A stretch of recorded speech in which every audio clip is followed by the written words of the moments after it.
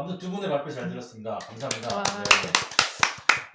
들으면서 이렇게 여러분들도 질문을 또 해주셨고, 지금부터는 이제 사전에 여러분들이 주셨던 질문과 그 다음에 지금 채팅창에서 질문을 남겨주시는 분들과 또 저에게 개톡으로 개톡으로 질문 주신 분들이 또 있으셔가지고 이렇게 남겨보면, 일단 두 분에게 말씀을 좀 드리면, 최근에 이제 뭐 한 분은 예비 사회적 기업과 계시고 한 분은 전혀 상관없는데, 이게 뭐 사회적 기업, 이제 지속 가능성이 점점 더 중요해지면서 사회적 기업과 소셜 벤처와 일반 벤처 간의 경계가 점점 더 좀 희미해지고 있다라는 말이 많이 하고 있다라고 합니다. 그래서 실제로 저도 뭐 그런 것 같고요. 그래서 이 사회적 기업, 그다음에 소셜 벤처, 그다음에 뭐 우리가 일반적으로 얘기하는 벤처, 이 세 가지 것들이 경계가 없어지면서 모두가 이제는 다 큰 기업이든 작은 기업이든 지속 가능성을 추구해야만, 지속 가능성이라고 하면 아까도 말씀해서 반복적으로 드리지만 기업의 재무적 지속 가능성뿐만 아니라 이런 사회와 환경에 대한 가치도 균형 있게 고려하는 그런 기업 경영인데요. 어떻게 생각하시는지, 현재 소셜 벤처도 아니고 사회적 기업도 아닌데 일반적인 벤처 기업인데 CS 하고 계신 분에서 이 경계가 모호해지는 현상에 대해서는 어떻게 보시는지요? 소셜 뭐, 벤처 저요? 아니세요? 네. 소셜 벤처 아니에요? 저희는 이제 소셜 벤처라고 그렇죠. 얘기하고 있습니다. 네. 일단은 뭐 이것도 아시는 분은 다 아시잖아요. 근데 그 사회적 기업과 소셜 벤처는 우리나라에서만 좀 특징적인 겁니다. 그렇죠. 그러니까 이걸 구분하는 것 자체가 사회적 기업도 소셜 엔터프라이즈고 소셜 벤처도 소셜 엔터프라이즈인데, 뭐 당장에 미국만 가보셔도 다 똑같은 용어를 쓰거든요. 그러니까 우리나라는 그게 좋다 나쁘다의 가치 판단을 하는 건 아니고, 현상적으로 우리나라는 협동조합에서도 그랬고 사회적 기업도 그렇고 관주도가 먼저 들어왔을 때 일어나는 어떤 인증이나 이런 현상이기 때문에 그거를 구분하는 측면이 좀 있습니다. 그래서 뭐 아시는 분들은 아시겠지만 소셜 벤처들은 성수동에 많이 모여 있다고 하고 사회적 기업들은 또 이제 그 나름의 또 지역도 있고 막 그렇다고 하는데, 사실은 뭐 우리가 뭐 사회적 기업이냐 예비 사회적 기업, 소셜 벤처냐 이런 것들이 원래 글로벌리 봐서는 사실 의미가 별로 없는 구분이고요. 우리나라에서 그나마 조금 봐야 될 거는 뭔가 그게 소셜 벤처든 사회적 기업이든 간에 기업의 형태라면 기본적으로 가장 우선적인 거는 제품과 서비스에 있어서의 기본적인 퀄리티가 뭐 기업의 본질이잖아요. 왜냐하면 그 퀄리티가 있어야지 고객이 찾아주는 거니까. 그러니까 그 부분에 있어서 뭐 우리가 보통 얘기하면, 그러니까 좋은 의미의 제품이니까 퀄리티가 좀 떨어져도 뭐 사주세요, 뭐 이런 것들은 사실 굉장히 안 통하는 일일 겁니다. 그래서 그런 부분에 있어서 사실은 뭐 인증제도나 지원제도나 이런 것들이 좋은 면도 있지만, 거기에 의존할 때 기업의 본질적인 부분에 대해서는 조금 이렇게 어려움이나 약화가 될 수도 있는 그런 부분들은 우리가 좀 한국 사회에서 좀 더 특별하게 봐야 될 부분이 있는 것 같습니다. 근데 기본적으로는 그게 사회적 기업으로 불리든 일반 뭐 벤처로 불리든 소셜 벤처로 불리든 간에 뭐 ESG 또는 뭐 사회적 미션과 ESG 이 두 가지로 뭔가 이렇게 경계가 흐려지는 현상은, 우리나라만 일어나는 현상은 뭐 저도 이제 뭐 이런 목적으로 출장도 가보고 해보면 우리나라에서만 일어나는 현상도 아니고 굉장히 큰 사회적인 흐름, 그 흐름의 가장 뚜렷한 정점이 2015년 9월에 UN 총회에서 만장일치로 통과된 SDGs, 전 세계 모든 정부와 국제기구와 NGO와 기업과 금융기관과 모든 곳들이 앞으로는 SDG를 향해서 가자라는 그 결의이잖아요, UN 차원에. 그러니까 그게 전 세계 가장 큰 어떤 흐름인데, 그 흐름 안에서 당연히 일어나고 있는 흐름이고, 그 SDG라는 흐름이 굉장히 글로벌리 바람직한 흐름이기 때문에 그 흐름 위에서 일어나는 현상으로서도 저는 뭐 바람직하다고 봅니다. 다만 이 속도가 중요한데, 뭐 그게 어떤 형태의 기업이든 간에 얼마나, 아까 저희가 강조했던 진정성이 얼마나 있는 거냐, 시스템적인 진정성이 얼마나 있느냐, 그게 사실은 더 고민해 봐야 될 포인트가 아닐까, 이렇게 생각을 하고 있습니다. 네, 우리. 네. 아까 말씀해 주셨던 것처럼 뭐 소셜 벤처, 앞으로 생기는 기업들은 모두 소셜 벤처의 성격을 갖게 될 것이다. 내지는 비영리와 영리의 경계가 모호해질 것이다. 이것들이 그 미래학자들이 이야기하고 있는 부분이거든요. 그래서 이제 전 세계적인 트렌드로 아까 안정권 CSO님도 말씀해 주셨던 것처럼 전 세계적인 기업의 트렌드로 좀 보는 게 좋을 것 같은데 제가 이제 스타트업 씬에 와가지고 보니까 정말 그게 약간 피부로 느껴지는 부분은 스타트업이랑 소셜 벤처의 경계가 좀 모호해지는 것이랑 그냥 일반 벤처 캐피털리스트랑 임팩트 투자사 간의 경계도 조금 흐려지고 있는 것들이 느껴져요. 그래서 그 이유는 ESG가 이제 엄청나게 바람이 불었을 때 그 일반 벤처 캐피털리스트들이 기준을 잘 모르니까 이 임팩트 투자사들한테 많이 물어보시더라고요. 그래서 ESG 투자는 어떻게 해야 되냐, 기준 설정은 어떻게 해야 되냐, 뭐 이런 것들을 많이 자문을 구하시고 물어보시고 하더라고요. 근데 요거를 잡을 때 저는 두 가지를 좀 구분해야 된다고 생각하는데 아까 그 안정원 CS님께서 발표 자료에서도 좀 다뤄주셨었거든요. 근데 두 가지는 구분을 해야 돼요. 그러니까 비즈니스 모델을 ESG적으로 갖고 있는 것과 그리고 기업 자체가 ESG 경영을 잘하는 것은 구분을 해야 되거든요. 그래서 예를 들면 뭐 환경에 관련된 소셜 벤처라고 해서 그들이 ESG 경영을 잘하느냐 그거는 보장할 수 없다는 거죠. 그래서 두 가지를 사실은 다 잘해야 되는 상황이고 그 앞으로 소셜 벤처들이 많이 생길 것이다 뭐 이런 경계가 모호해질 것이다 이런 것들은 뭐 예를 들면 스타트업의 정의는 IT 기술을 토대로 사회 문제를 빠르게 해결하는 것들이 스타트업의 정의라고 하면 소셜 벤처는 사회적 문제를 해결하는 것들이거든요. 근데 요즘에는 소셜 벤처도 IT 기술을 바탕으로 사회 문제를 해결하는 경우들도 많이 있기 때문에 이런 시대의 흐름, 기술의 발전 이런 것들과 궤를 같이 하면서 이런 변화들이 일어나는 것이 아닌가라고 생각을 합니다. 네.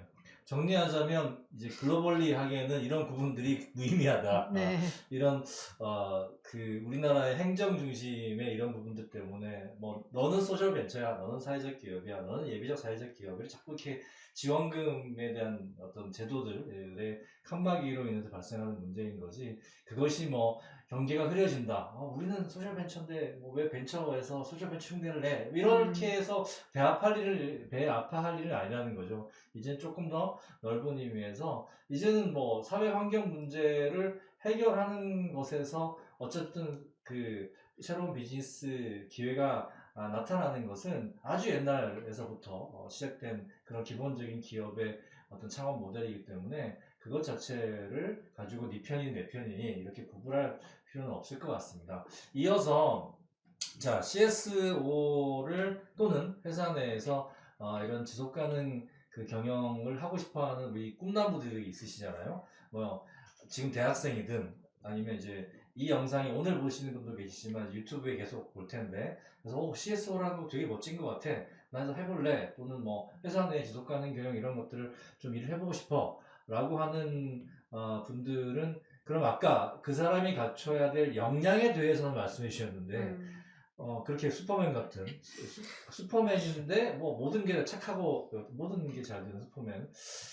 그러면 그 슈퍼맨이 되려면 뭘 어떻게 이제 역량을 어떤 것들을 학습하고 어떤 경험들을 쌓고 해야 되느냐의 과정 트레이닝의 과정인 거죠.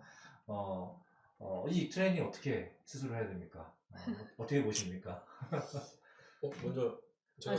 네, 먼저. 네. 사실은 저는 이제 역량에 대한 답변을 준비했는데 네. 또 역량은 아까다 뭐 그러니까 너무 많이 말씀해 아니 그거는 그냥 교과서 얘기한 거라 따로 또 저도 얘기를 사실은 해줘야 돼요. 교과서입니다. 그런 역량들을 어떻게 트레이닝해야 되냐? 네네.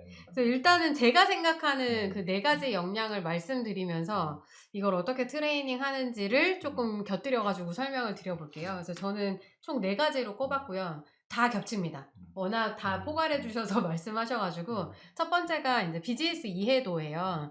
그래서 아까 동떨어지면 안 된다라고 말씀을 하셨는데 이게 그러니까 제가 좀 안타까운 것은 그 제 후배들이나 이제 동료들을 보면은 그냥 사회공헌에서 머물러 계신 경우들이 많아요. 그래서 ESG가 어떻게 보면 거대한 무브먼트로 왔을 때 그것을 기회로 잡고 그 파도를 올라타는 경우들이 별로 없었어요. 그러니까 그게 조금 안타까웠던 부분은 사실 커리어라는 것이 사회공헌이나 CSR 같은 경우는 조직마다 뭐 한두 명 정도 있는 경우들이 되게 많기 때문에 그걸 계속 학습을 하면서 더 나은 무브먼트에 올라타야 되거든요. 근데 그거를 이제 비즈니스 트렌드라든가 아니면 그 조직에 타이트하게 이제 맞물려가지고 같이 돌아가는 것들을 했었어야 되는데 이걸 동떨어진 거. 예를 들면 우리는 사회 문제를 해결하기 위한 사회공헌 활동만 해 라고 해서 조직을 한정 지어버리는 순간 그게 이제 CFO가 되게 싫어하는 돈 쓰는 부서가 돼버리는 거예요. 그래서 그렇게 이제 코어 비즈니스랑 점점점 멀어지는 것보다는 좀 더 비즈니스와 타이트하게 얼라인된 비즈니스 이해도가 좀 많으신 분으로 성장하셨으면 좋겠다라는 게 바람이고요.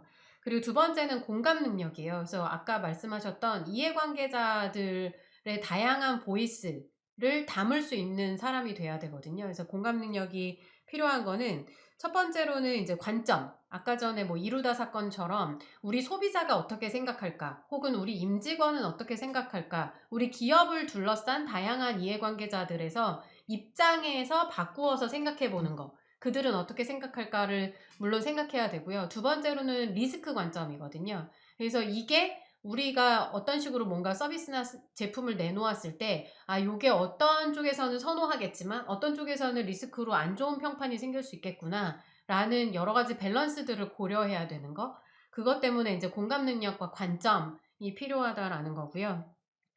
그리고 세 번째는 커뮤니케이션입니다. 아까 커뮤니케이션 엄청 강조하셨는데 저도 이게 되게 중요하다라고 생각하는 게 이 지속 가능성이라는 거는 굉장히 긴 호흡으로 해야 돼요. 그러려면 단기적 이익처럼 뭔가 숫자로 떨어지지 않는 경우들이 많이 있거든요. 근데 조직원도 설득을 해야 되고 예를 들면 우리가 성희롱 예방 교육을 들어야 된다. 근데 우리 지금 바빠 죽겠는데 왜 전 직원이 이걸 들어야 되냐라고 했을 때 지금 당장은 이게 뭐 수익적으로 도움이 되는 건 아니지만 장기적으로 봤을 때 이걸 꼭 지금 들어야 된다라는 거를 조직원들을 설득해 줘야 되거든요. 그래서 조직원의 설득, 내지는 우리한테 투자하는 주주들에 대한 설득, 그리고 우리의 고객들에 대한 설득, 이런 것들을 잘 할 수 있으려면 말과 글, 그리고 커뮤니케이션이 잘 돼야 되는 거예요. 그래서 단편적인 예로 메일유압에서 그 N요 빨대를 없앴대요. 그랬더니 그 온실가스를 44톤 정도 감축할 수 있었다고 합니다. 그래서 사실 기업 입장에서는 되게 ESG적인 결정을 한 거죠. 근데 문제는 소비자들이, 애기 엄마들이 빨대 없어져서 불편하다 이렇게 컴플레인을 한다는 거예요. 그럼 결국은 그 컴플레인을 하는 이해관계자들의 관점을 보고 사전에 소통을 해줘야 되는 거거든요. 그래서 우리가 빨대를 없애는 결정을 ESG적으로나 환경적으로나 이런 의사결정을 했다. 그래서 여러분들이 그거에 대한 공감대를 가져주셨으면 좋겠다. 이런 것들을 사전에 커뮤니케이션 하거나 그 리스크를 해칭하는 역할들을 좀 해줘야 되는 거가 중요할 것 같고요. 그리고 네 번째로는 이제 가치 제한이 중요합니다. 그러니까 사실 내가 내 일을 네가 해줬으면 좋겠어 라고 협업을 요구하면 아무도 기분 좋게 안 해주거든요. 이거는 윈윈하는 길이야. 나도 좋지만 너도 빛나는 일이야 라고 얘기해줬을 때 사람들은 움직여요. 그리고 사실은 승진하는데 가장 좋은 방법, 그러니까 일을 잘한다고 평가받는 가장 좋은 방법은 나랑 같이 일하는 사람을 승진시켜주는 거거든요. 그래서 그렇게 하려면 그 사람한테도 득이 되는 메시지를 명확히 전달해주는 게 되게 중요하기 때문에 혹은 기관의 입장이 될 수도 있겠죠. 우리랑 협업하는 정부기관이 내가 기업으로서도 좋지만 이게 기관, 정부기관에서도 좋은 일이야 라는 것들을 그들의 아젠다로 설명해 주지 않으면 안 된다. 그래서 가치 제한하는 걸 되게 잘해야 된다라는 건데요. 이 네 가지 다 단기간에 향상시킬 수 있는 역량은 아니에요. 그래서 장기적으로 꾸준히 연습을 하셔야 되는데요.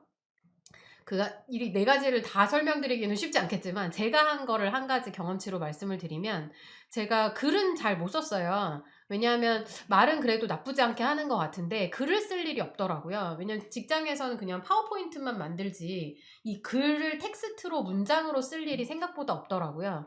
그래서 제가 그러면 내가 시간을 빼서 뭔가 장문을 한다거나 글을 써볼 수는 없으니까 좀 일상생활에서 글을 쓰는 연습을 할 수 있는 방법이 뭐가 있을까 해서 소셜미디어에 길게 포스팅하는 연습을 했습니다. 그래서 주제를 정해가지고 그 주제에 대해서 좀 길게 쓰는 연습을 했더니 좋았던 거는 사람들의 리액션을 볼 수가 있어요. 그래서 내가 이런 글을 올리면 사람들이 이렇게 반응하는구나. 그래서 지금은 한 10년 넘게 하니까요. 대충 예상할 수 있어요. 내가 요런 글을 무슨 요일날 올리면 사람들이 좋아요를 한 100개 넘게 찍어주겠구나. 요런 것들이 감이 옵니다. 그래서 요렇게 인터랙션을 하면서 뭔가 글을 써보고 평가를 받고 이렇게 반응이 있는 글들을 자꾸 카피로 뽑아보는 것들, 이런 것들을 하니까 제 글 쓰는데 도움이 되게 많이 됐었어요. 그래서 개인적으로 글 쓰는 역량을 함양하는 방법을 좀 네, 역시 말씀드려봤습니다. 베스트셀러 작가다. 3세 찍으셨다 그랬죠? 3세? 그 10년을 노력해서 3세를 찍었습니다. 10년 노력해서 쓴 글 솜씨로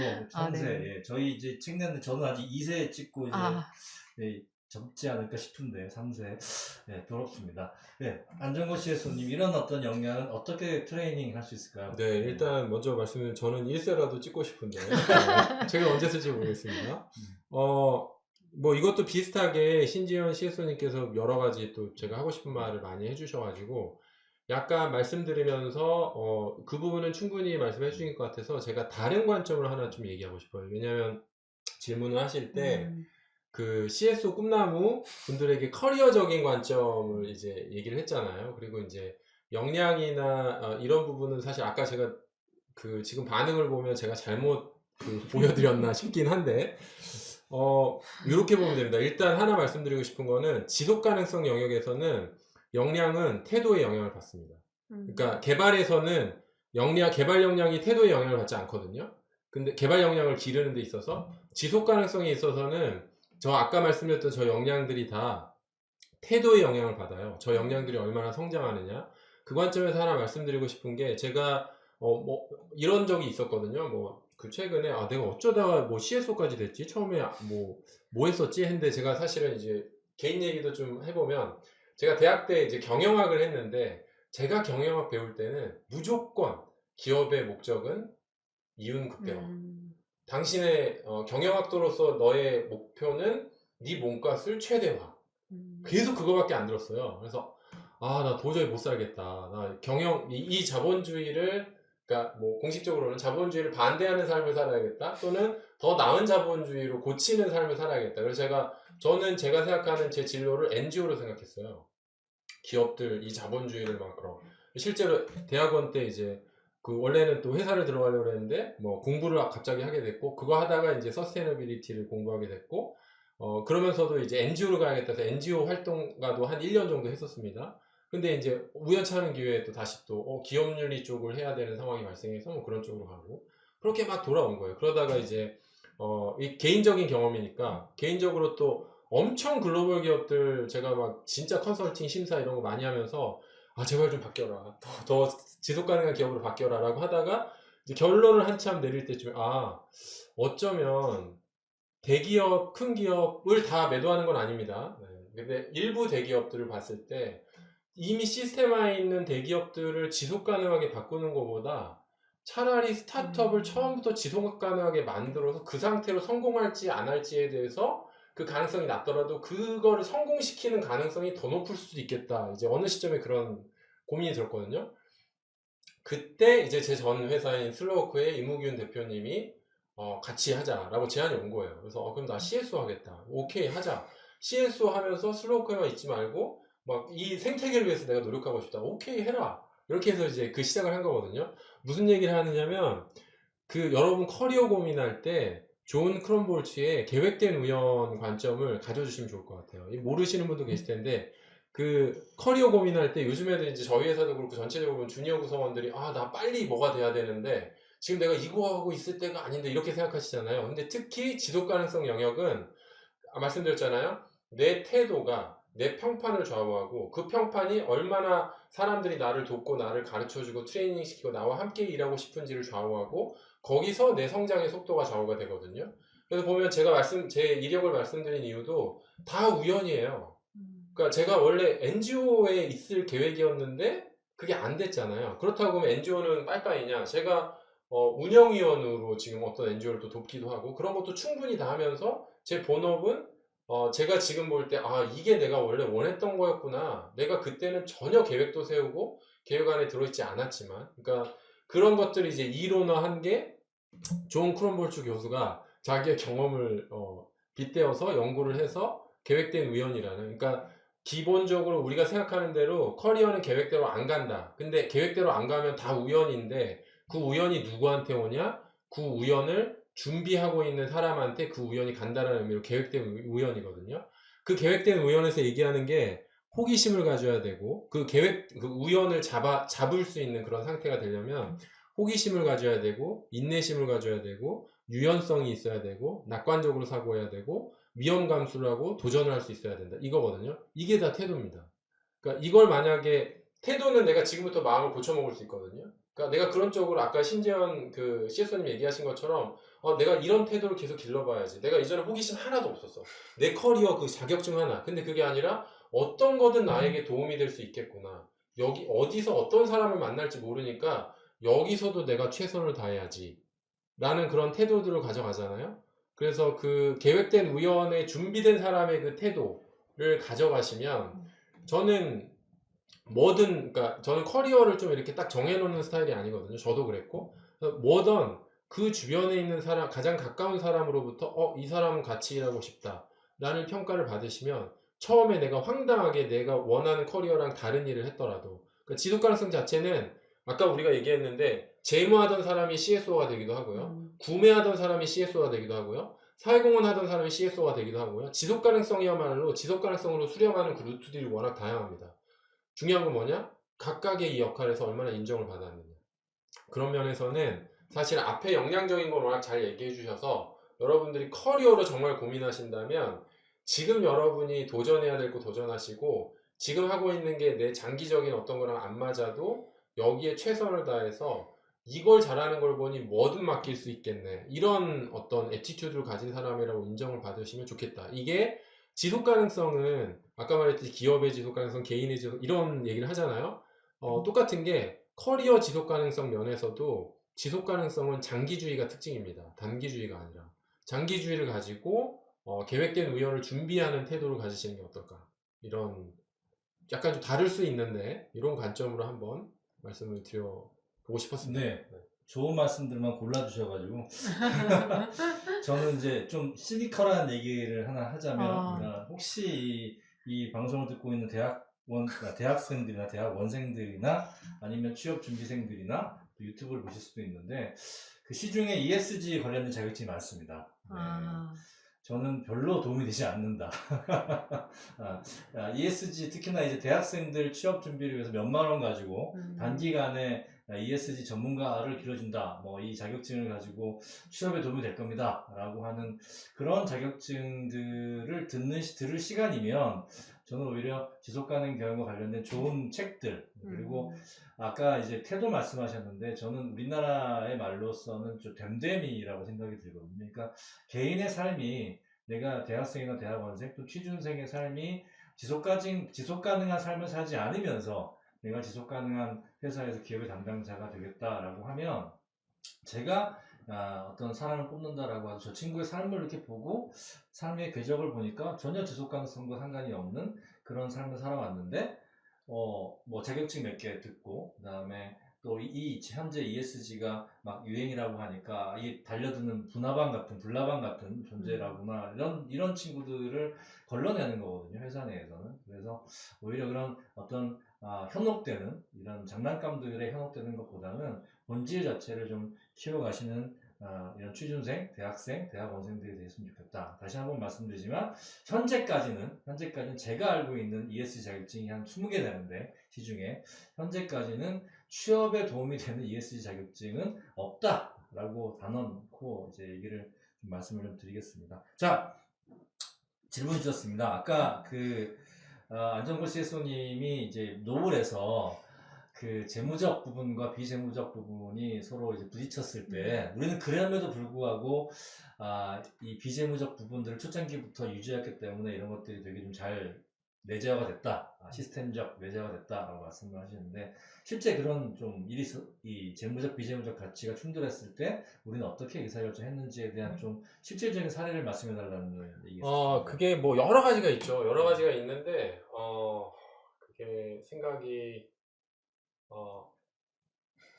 하나 나는 게 있는 것 같아요. 네, 이거 약간 재밌는 사례일 수 있는데 저희가 이제 우리는 비즈니스 로드맵을 세울 때 또는 비즈니스를 뭘 할지 말지를 결정할 때 비즈니스 가치, 그러니까 수익을 얼마나, 시장이 얼마나 매력적인가와 함께 사회적 가치를 얼마나 창출할 수 있는가, 이걸 같이 보기로 이제 경영진부터 그 결정을 다 했잖아요. 근데 그게 이제 피상적으로 그 결정을 했을 때랑 실제 이제 하게 되면 되게 다르거든요. 어떤 일이 있었냐면, 저희가 딱 갖고 있는 기술이 엄청 쉽게 빠르게 잘 적용되면 어떤 그 제품을 만들 수가 있어요. 근데 그 제품이 굉장히 시장적으로 엄청 잘 팔려요. 그래서 우리가 이제 한 번은 막 얘기를 하는데, 뭐 어떤 제품 형태가 있는 거죠. 요게 시장적으로 엄청 괜찮은데 우리 이거 금방 만들어, 이거 빨리 만들까? 이거 그 로드맵에 집어넣어서 빨리 만들자라고 처음에 경영진이랑 얘기하다가, 이게 맞아? 우리가 지금 이렇게 논의하는 게 맞아? 이게 무슨 사회적 가치가 있는데? 라고 우리가 얘기를 한 거예요. 그래서 이게 시장적으로 엄청 매력적이지만 사회적 가치가 검증되지 않았는데 우리가 이걸 해야 되냐라고 했을 때 그냥 접었어요. 그러니까 재무적인 부분에, 그러니까 접었다는 말은 하다가 접은 게 아니라 이제 시작을 안 한 거죠. 이건 하지 말자. 이거는 우리의 가치에 맞는 거냐? 이렇게 했는데, 불과 한 두세 달 후에 이 디바이스의 필요성을 사회적인 의미로 하는 그런 그 글들이 있었던 거예요, 외국에. 그러니까 이런 디바이스가 왜 필요한지, 막 이렇게 이런 문제가 많고 저런 문제가 많고 하다 보니까 우리가 딱 했는데, 이런 사회 문제가, 이런 문제가 있구나, 진단에 이런 부정확성과 이런 사고가 있구나, 이거 되게 심각한데 우리 이거 만들어야겠는데, 근데 예전에 우리 두 달 전에 이거 시장성 있는 건 이미 얘기가 끝났는데 이거 둘 다 충족하네. 그래서 그 다음에 이제 오히려 통합해서 그렇게 가기도 하고. 그러니까 이게 어떤 걸 의미하냐면, 이 짧은 사례 안에 재무적인 가치를 아예 고려하지 않는 것도 아니고, 그렇다고 비재무적인 가치가 항상 밀리는 것도 아니고, 그러니까 우리가 적절한 시점에 적절하게 균형점을 잡으려고 하는 노력에서 앞에서는 뭔가 안 했는데 뒤에서는 더 좋은 타이밍에 더 좋은 의도로 그런 것들을 하게 되는, 로드맵에 이게 들어오게 되는 그런 상황이 발생하는 거거든요. 근데 그런 점에서는 사실은 딱 그러니까 재무 비재무가 항상 부딪히고, 재무 비재무가 뭐 항상 어떤 게 우선순위가 돼야 된다는 개념보다는 항상 재무적인 것과 비재무적인 게 서로 연결될 수 있고 서로 시너지를 낼 수 있는 방법은 없나, 균형을 잡을 수 있는 방법은 없나라는 고민을 계속하면서 하다 보면 어떤 때는 재무적으로 조금 홀딩할 수도 있고 어떤 때는 비재무적으로 또 양보할 수도 있어요. 이거는 비용을 아끼기 위해서 이거 하는 게 더 맞다라는 게 있을 수도 있고, 근데 그게 결국은 종합적으로는 되게 균형 잡힌 쪽으로 가더라고요. 그래서 그림을 그려보면은 지속가능 의사결정은 항상 재무 비재무가 부딪힐 때 맨날 비재무에 손을 들어주는 게 아니라 재무적인 어떤 거를 우선하던 비재무적인 걸 우선하던 간에 종국에는 이게 균형 잡힌 어떤 우리가 지속가능하게 추구하는 방향으로 갈 수 있는 고민을 계속 해 나가면 그 길들은 웬만한 거는 다 뭐 발견할 수 있더라. 그렇죠. 이런 말씀을 드릴 수 있을 것 같아요. 뭐 위기는 기회의 다른 네. 이름이듯이 이 재무적 비재무적 갈등은 또 다른 기회가 될 수 있고, 최근에 ESG를 기업이 하면서 오히려 우리가 그동안 놓쳤던 새로운 제품이나 서비스의 기회 다시 발굴해서 우리가 5년 10년 전에 생각했었는데 그때는 못했는데 이거만 할 수 있겠다라고 하는 그런 새로운 기회들, 제품 서비스들을 발굴하는 것들을 많이 볼 수 있거든요. 그래서 오히려 한 가지 관점에서 기회를 살펴보는 것보다 두 가지 관점에서 기회를 살펴볼 때 보다 더 가질 수가 많아지지 않나, 이렇게 생각됩니다. 신지연 CSO님께 질문이 들어왔습니다. 그래서 들어가신 다음에 좀 나아졌냐, 회사의 지속가능성 지수가 좀 나아졌냐, 그것을 무엇으로 알 수 있느냐, 그게 되게 중요한 것 같아요. 저는 C의 지속가능 경영이라고 하는 걸 시작했을 때와 어느 단계를 지났을 때 우리의 지속가능성, 회사 내의 지속가능성, 그리고 다른 분들 질문 주셨는데 회사 내에 이 지속가능성이 시스템화로 내재화되고 있다는 걸 과연 뭘 보고 알 수 있냐 라고 하는 점이죠. 그걸 뭐 직원들한테 시험 쳐서 알 수 있는 것도 아니고, 과연 우리 회사의 이런 지속가능성이 내재화되고 기업 문화화되고 일상 업무에 구성원들이 적용하고 있는 것들을 어떤 지표로 볼 수 있느냐 주셨습니다. 네. 네. 앞에 질문에 네. 답 생각하고 있었는데 다음 질문. 그럼 이제 시간이 얼마 안 남아가지고요. 이제 네네네. 언론은 이제 가야 됩니다. 네. 그 앞에 질문이랑도 좀 연결된 부분이기도 네. 한데요. 그러니까 저희는 데이터를 굉장히 많이 다루는 그 기업이에요. 그래서 그 거버넌스 테크라고 하는데 정책 데이터, 그리고 정부 사업 데이터를 다루는데, 예를 들면 개인의 정책, 맞춤형 정책을 추천해 주는 경우에는 하루 유효한 데이터가 9만 건이 넘어요. 그래서 이제 정책 데이터가 엄청나게 많고, 그 다음에 이제 정부 사업을 추천해주는, 기업한테 추천해주는 웰로비즈 같은 경우도 일주일 단위로 저희가 취합되는 데이터가, 그 11,000건 정도? 그러니까 조달과 R&D까지 다 포함해가지고 11,000건 정도 돼서 정책과 정부 데이터가 일단 엄청나게 많고, 그리고 웰로 같은 경우도 작년 8월 달에 이제 서비스를 런칭했는데 한 10만 가입자가 넘거든요. 그래서 가입자의 개인정보에 대한 DB 자체도 굉장히 많아서 이제 데이터를 다루는 스타트업이기 때문에 향후에 우리가 비즈니스 모델로 데이터를 파는 데이터 장사를 하는 것에 대한 요구를 받게 될 수도 있겠구나라는 이야기를 C레벨들끼리 나눈 적이 있었어요. 근데 그거는 3명 다 동일하게, 저희가 C레벨이 3명인데 CTO, CEO, 저 이렇게 3명인데 3명 다 데이터 장사는 하지 않는다에 대한 명확한 기준은 있다. 그래서 최근에도 무슨 핀테크 기업에서 그 데이터를 인당 얼마씩 주고 뭐 어디 금융사에 팔았다 뭐 이런 것들이 되게 부정적인 기사가 나기도 했었거든요. 그래서 맞아요. 그런 원칙적인 기준들을 세우는데 이제 논의를 한 것들이 좀 있고요.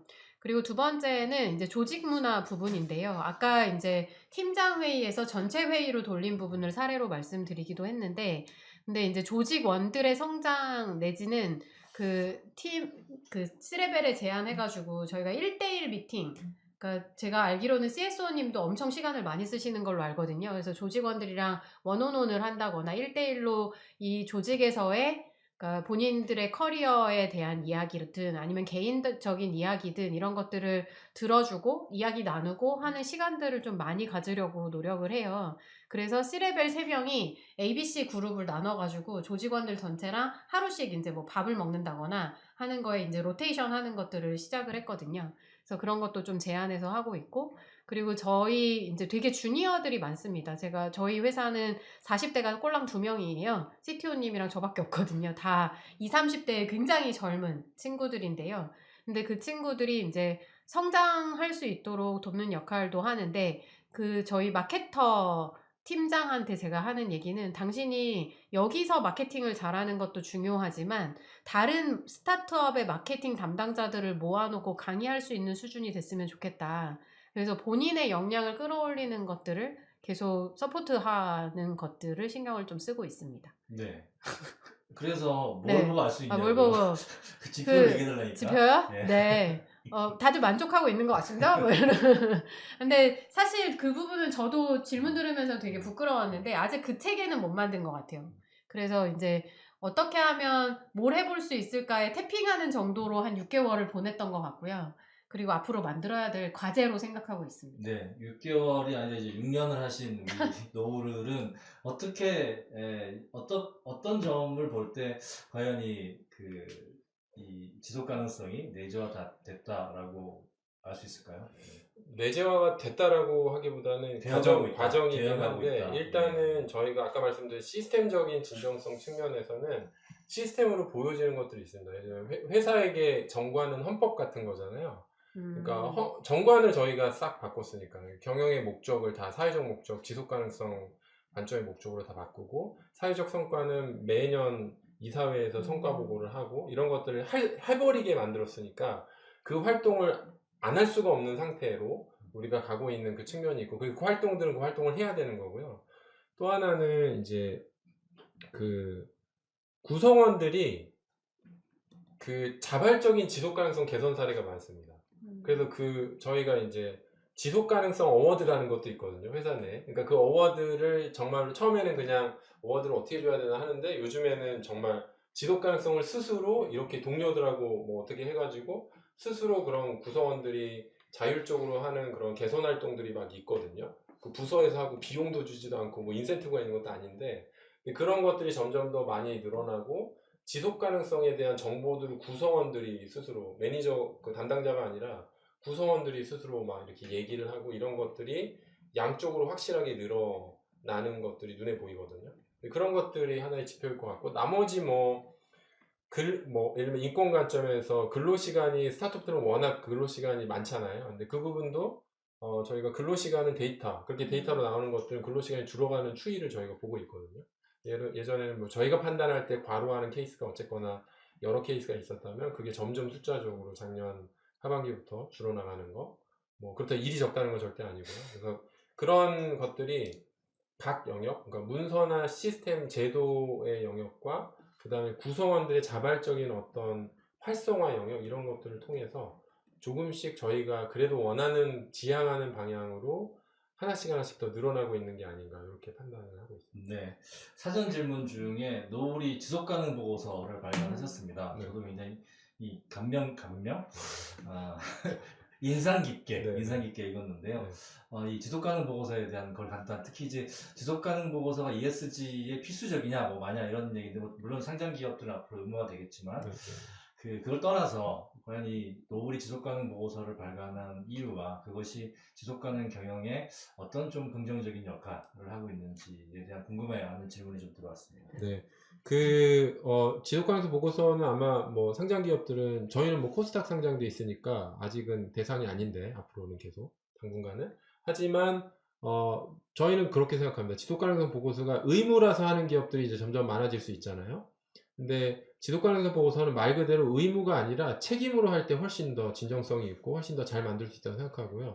저희는 지속가능성 보고서를 왜 그렇게 빨리 스타트업에서 아직 BEP도 안 넘고 스타트업 단계에서 왜 그렇게 빨리 했냐라고 할 때 그게 이해관계자에 대한 책임 차원에서 우리가 하는 거거든요. 그러니까 투명성 관점의 책임이기도 하고 설명 책임 관점, 어카운터빌리티 관점이기도 한데 근데 이제 사람들이 이제 그러니까 ESG 이런 것들이 이제 많이 이렇게 광풍이라고 아까 말씀하셨지만 그런 게 횡행할 때 본질이 흐려지는 부분이 있습니다. 근데 저희가 뭐 보면은 한 10년 가까이 되는 전에 제가 지속가능성 보고서 한참 기업들 뭐 검증해주고 할 때도 그때도 한참 뭐 광풍이었거든요. 근데 그때 되게 재밌었던 게 지속가능성 보고서에 관련된 페이퍼가 있었는데 그 페이퍼에서 얘기하는 게 지속가능성 보고서에 그러니까 관점이 다 달라요. 근데 그 보고서 관점에서 지속가능성 보고서의 1차 대상은 누구냐? 직원이라 그랬어요. 그러니까 정말로 진정성 있는 기업에서 1차 대상은 직원이라고 얘기하는 분석 보고서가 저는 되게 그때 와닿았거든요.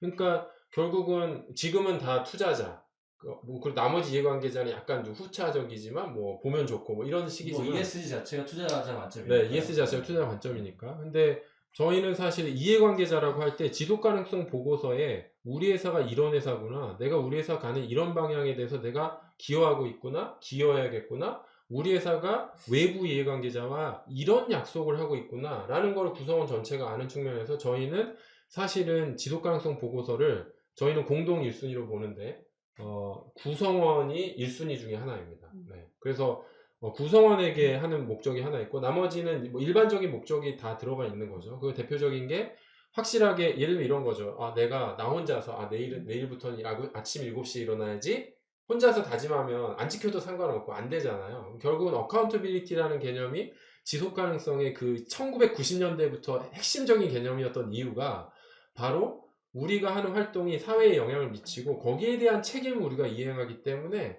그 모든 것들이 사회와의 약속의 근거에서 성실하게 이행된다면 100점 만점으로 하는 게 중요한 게 아니라 그 이행되는 그 약속의 그 과정이 중요하다는 의미에서는 지속가능성 보고서가 생각보다 많은 의미를 지니는 커뮤니케이션 툴이거든요. 또는 책임의 이행의 방식이고 저희는 그래서 저희가 지속가능성 보고서를 이제는 허술하게나마 점차적으로 발전시켜 나가는 과정에서 허술하게나마 시작할 수 있겠다. 여기서 시작한다는 말은 아무에게도 컨설팅을 주지 않고 우리가 스스로.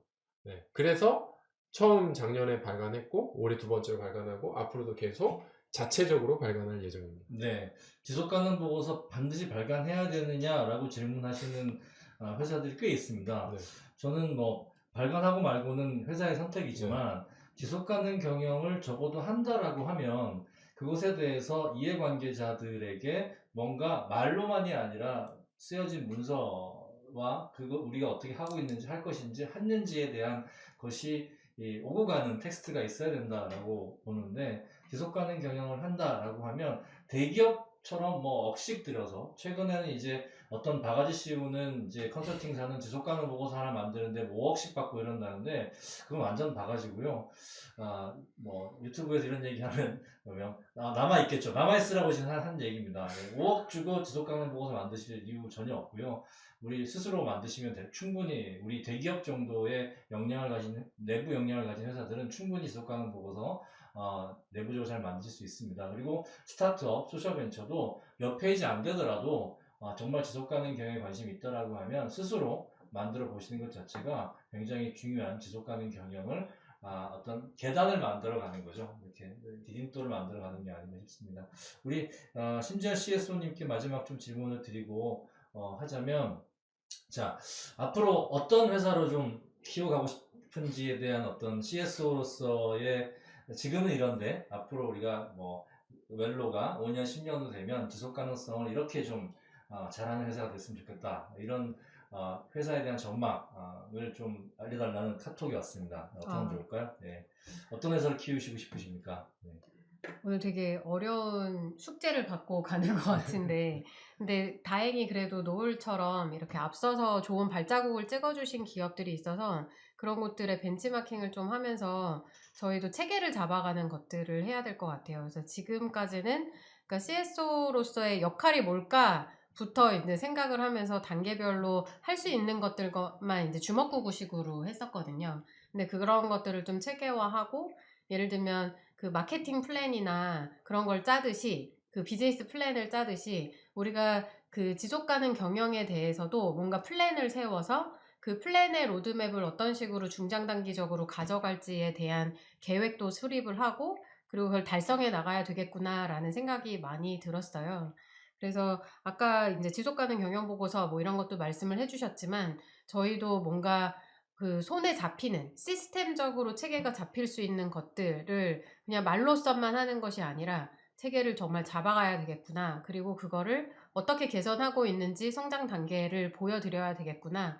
라는 과제를 오늘 안고 가는 것 같습니다. 네, 그러면 이제 내년에 이제 웰로에 네. 그 지속 가능 보고서 나오는 거죠? 보고서가 네, 될지는 네. 보겠습니다. 네, 광고 말씀 드리겠습니다. 네. 저희 인스비 온라인 세미나 오늘은 CSO 편을 했는데요. CSO 편을 한 이유는 이게 지속 가능 경영 ESG가 거대 대기업, 뭐 유럽이나 미국에 거래하는 기업이나 상장사만 하는 것이 아니다. 모든 기업들이 다 해야 되는 것이다. 그런 의미에서 실제 이 회사에서 그 스타트업 또는 소셜 벤처에서 CSO를 하고 계신 두 분을 모셔서 CSO에 대한 얘기를 했고요. 우리 9월 28일 이제 추석 지나고 좀 가을이 오면 이제 가을은 커피의 계절이죠. 또 커피를 또 맛을 알아 인생을 또 이제 알게 되는데 커피로 이해한 ESG 경영 생각보다 들을 내용이 굉장히 많습니다. 왜냐하면 한국 전 세계에서 커피를 또 가장 많이 소비하는 나라 중에 하나인데 이 커피만 보더라고 하더라도 이게 ESG 경영이 얼마나 중요한 것인지를 알 수 있습니다. 그래서 현재 지금 그 공정부역 커피를 하고 계시는 또 대표님을 모실 거고요. 그래서 커피로 이해하는 ESG 경영에 대한 것을 9월 28일 수요일 날 7시에 또 하도록 하겠습니다. 한 달 후고요. 자세한 사항은 또 인스비 뉴스레터로 공지하도록 하겠습니다.